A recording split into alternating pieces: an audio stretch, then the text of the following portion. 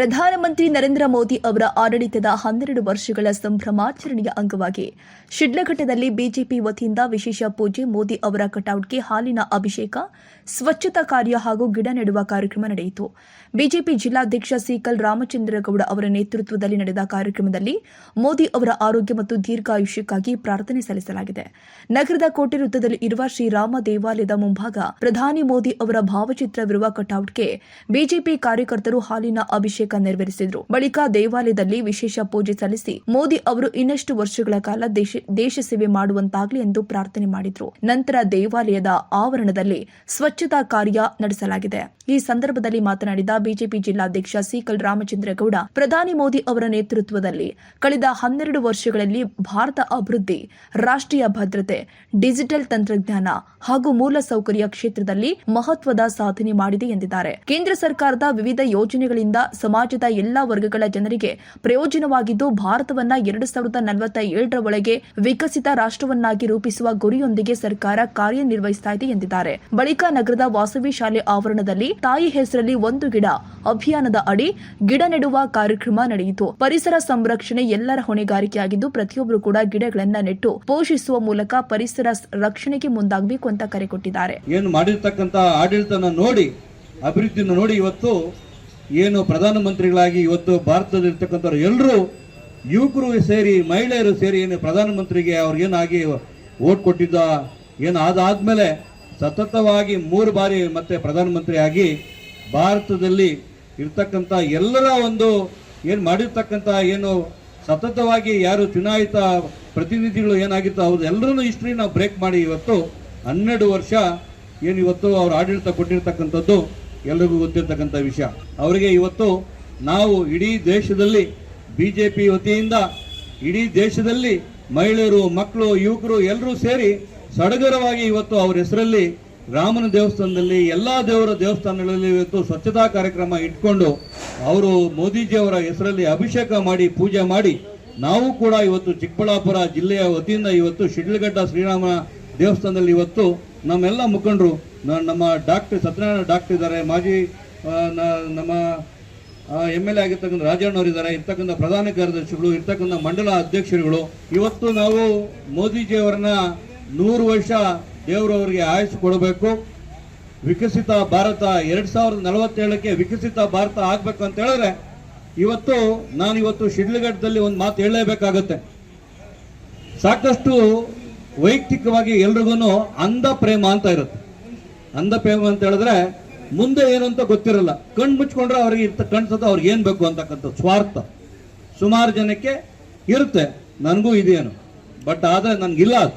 ಯಾಕಂತ ಹೇಳಿದ್ರೆ ನಾನು ಇವತ್ತು ಬಂದಿರತಕ್ಕಂಥದ್ದು ಉದ್ದೇಶನೇ ಬಂದು ಸೀಕಲ್ ಗ್ರಾಮದಲ್ಲಿ ಒಬ್ಬ ರೈತ ಕುಟುಂಬದ ಮನೆಯಲ್ಲಿ ಹುಟ್ಟಿ ಬೆಳೆದು ಬೆಂಗಳೂರಲ್ಲಿ ವ್ಯಾಪಾರ ಮಾಡಿ ಬೆಂಗಳೂರು ದೇಶ ಎಲ್ಲ ನೋಡ್ಕೊಂಡು ವಾಪಸ್ಸು ನಮ್ಮೂರ ಕಡೆ ಬಂದಿದ್ವಿ. ಯಾಕಂತ ಹೇಳಿದ್ರೆ ನಮ್ಮ ಜಿಲ್ಲೆಯಲ್ಲಿ ಇರ್ತಕ್ಕಂಥ ಏನು ಇವತ್ತು ನಡೀತಾ ಇರ್ತಕ್ಕಂಥ ರಾಜಕಾರಣ ನನಗೆಲ್ಲ ತುಂಬಾ ಗೊತ್ತಿದೆ.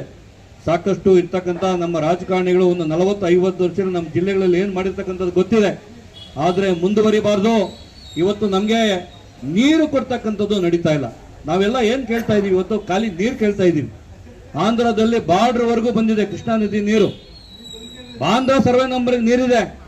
ನಾವೆಲ್ಲ ಏನ್ ಪಾಪ ಮಾಡಿದೀವಿ ಕರ್ನಾಟಕದಲ್ಲಿ ಇರ್ತಕ್ಕಂಥ ಬಾರ್ಡರ್ ಇರ್ತಕ್ಕಂಥವ್ರು, ಆ ನೀರು ತಗೊಂಡ್ಬಂದು ಕೊಡ್ತಕ್ಕಂಥದ್ದು ನಮ್ಮ ಸರ್ಕಾರದಲ್ಲಿ ಇರ್ತಕ್ಕಂಥವ್ರು ಅವ್ರು ಯಾರಿಗೂ ಗಮನ ಇಲ್ಲ. ಎತ್ತಿನ ಹೊಳೆ ನೀರು ಬರ್ತಕ್ಕಂಥದ್ದು ಕನಸಾಗಿದೆ. ಕೊಚ್ಚೆ ನೀರು ಇವತ್ತು ಎಲ್ಲರೂ ಇಟ್ಕೊಂಡು ಅದನ್ನ ಇವತ್ತು ಬೆಳೆಗಳು ಬೆಳೆದು ಇವತ್ತು ನಾವು ತಿನ್ನೋದಲ್ದಿರ ಬೆಂಗಳೂರಲ್ಲಿ ಇರ್ತಕ್ಕಂಥವ್ರು ಕೂಡ ಈ ಬೆಳೆಗಳನ್ನ ಕಳಿಸ್ತಾ ಇದೀವಿ. ಇದು ಒಂದು ಮಾರಕ. ಇವತ್ತು ನಮ್ಮೆಲ್ಲರ ರೈತರ ಹೋರಾಟ ಇರಬೇಕು. ಈ ಸರ್ಕಾರದಲ್ಲಿ ಯಾವ್ಯಾವ್ದು ತರಲೇ ಇಲ್ಲ ಅಂದ್ರೆ ನಮ್ಮ ಸರ್ಕಾರದಲ್ಲಿ ಕರ್ತಕ್ಕಂಥ ಬದ್ಧತೆ ನಮ್ಗಿದೆ. ಮುಂದಿನ ದಿನಗಳಲ್ಲಿ ನಮ್ಮ ಸರ್ಕಾರ ಬಂದಿದೆ, 100% ಬರುತ್ತೆ. ನಾವು ನಮ್ಮ ಜಿಲ್ಲೆಯಲ್ಲಿ ಇರ್ತಕ್ಕಂಥ ರೈತರಿಗೆ ನೀರು ತರುವಂತ ಕೆಲಸ ನಾವು ಮಾಡ್ತಕ್ಕಂಥ ಜವಾಬ್ದಾರಿ ಇದೆ. ಅವ್ರ ಹೋರಾಟದಲ್ಲಿ ನಮ್ಮ ಎಲ್ಲರೂ ನಾಯಕರು ಒಗ್ಗೂಡಿ ಕೈ ಜೋಡಿಸಿ ಪಕ್ಷಾತೀತವಾಗಿ ನಮ್ಮ ರೈತರಿಗೆ ನೀರು ತಗೊಂಬಂದ ಕೆಲಸ ಮಾಡಬೇಕು. ಆ ಹೋರಾಟದಲ್ಲಿ ಇವತ್ತು ಮುಂಬರುವ ದಿನಗಳಲ್ಲಿ ಪ್ರಧಾನಮಂತ್ರಿಯವರ ನೇತೃತ್ವದಲ್ಲಿ ನಮಗೆ ಎಲ್ಲಾ 2 ಜಿಲ್ಲೆಗೆ, ಚಿಕ್ಕಬಳ್ಳಾಪುರ, ಕೋಲಾರ ಜಿಲ್ಲೆಗೆ ರೈತರಿಗೆ ಆಶೀರ್ವಾದ ಆಗ್ಬೇಕು.